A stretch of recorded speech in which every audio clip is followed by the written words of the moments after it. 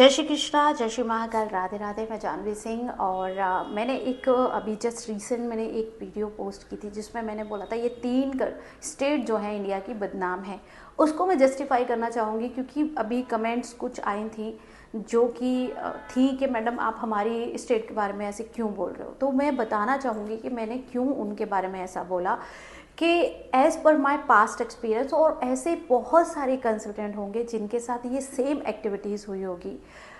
ज़्यादातर जो गुजरात के लोग हैं वो बहुत कम जाते हैं गल्फ़ कंट्रीज़ में, बहुत ही रियर है। बट हरियाणा पंजाब के अनलिमिटेड कैंडिडेट जाते हैं बिकॉज दे नो कि हमारे पास अगर इमरस आईडी है तो हम आगे मूव कर सकते हैं, हम आगे बड़ी कंट्री में जा सकते हैं। तो उनका मोटो ही ये होता है, बहुत ही मतलब मैं ये नहीं बोलूँगी सारे एक जैसे होते हैं, बट बहुत सारे एज़ पर माई एक्सपीरियंस बहुत सारे ऐसे कैंडिडेट्स हैं जिन्होंने ये सेम एक्टिविटीज़ की है। उन्होंने क्या किया है, जैसे अभी रिसेंट जो केस हुआ था, असलम हरियाणा से बिलोंग करते हैं, मेरे पास एग्रीमेंट भी है प्रॉपरली, हमने कोर्ट के थ्रू एग्रीमेंट कराया था और एक ऑफ़र मैंने रखा था जिसमें कि 55,000 इंक्लूडिंग ऑल में मैंने उनको प्रोसेस किया था, 1 रुपया भी एक्स्ट्रा नहीं लिया था।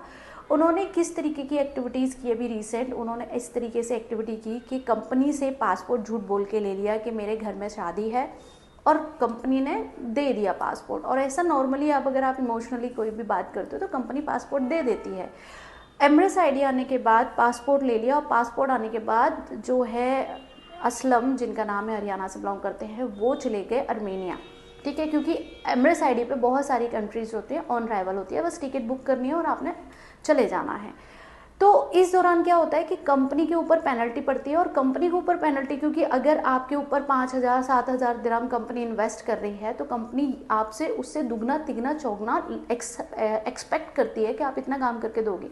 बट इस तरीके से वहाँ पे कुछ भी नहीं हुआ, ठीक है, और वो तो आगे निकल गए। बट क्या हुआ कि कंपनी जानती है हमको, हम we are registered, we are license holder in UAE. तो कंपनी ने हम पे पेनल्टी डाल दी कि हमारा जो लॉस हुआ है you have to cover it.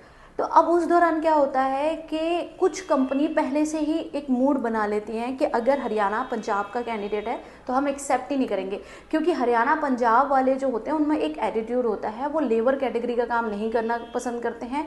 दूसरा, अगर उनको काम पसंद नहीं आता है तो वो सोचते नहीं हैं, वो वहाँ से क्विक हो जाते हैं और हम पे बहुत प्रॉब्लम आती है, कंपनी को पे भी आती है और हम एजेंटों पे भी वो प्रॉब्लम आती है।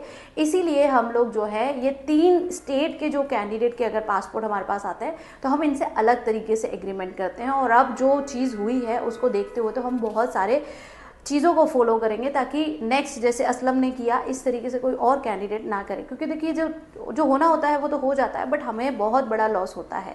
तो इसीलिए ये 3 स्टेट जो हैं गल्फ़ कंट्री में एक्सेप्टेबल बहुत ही कम होती हैं। अगर आप गुजरात से हैं, अगर आप गुजरात वाले बहुत कम करते हैं, बट हरियाणा पंजाब से है तो कंपनी बहुत सोच समझ के आप लोगों के पासपोर्ट को एक्सेप्ट करती है। तो ये रीज़न था मेरा बदनाम बोलने का। तो अगर आपको मेरी वर्डिंग से कोई कुछ हर्ट हुआ है, मेरी वर्डिंग से आपको मेरी वर्डिंग पसंद नहीं आई है या हर्ट आपको दिल को ठेस पहुंची है तो इसके लिए दिल से सॉरी, बट मेरा इंटेंशन वो नहीं था। बट बात ये थी कि आप लोग अगर आप हरियाणा से पंजाब से हैं तो आप लोग काम बहुत कम करते हैं और सोचते भी नहीं हैं, आप जो है कंट्री मूव कर जाते हैं नेक्स्ट कंट्री के लिए। तो मेरा कहना है बस सिंपल सा था।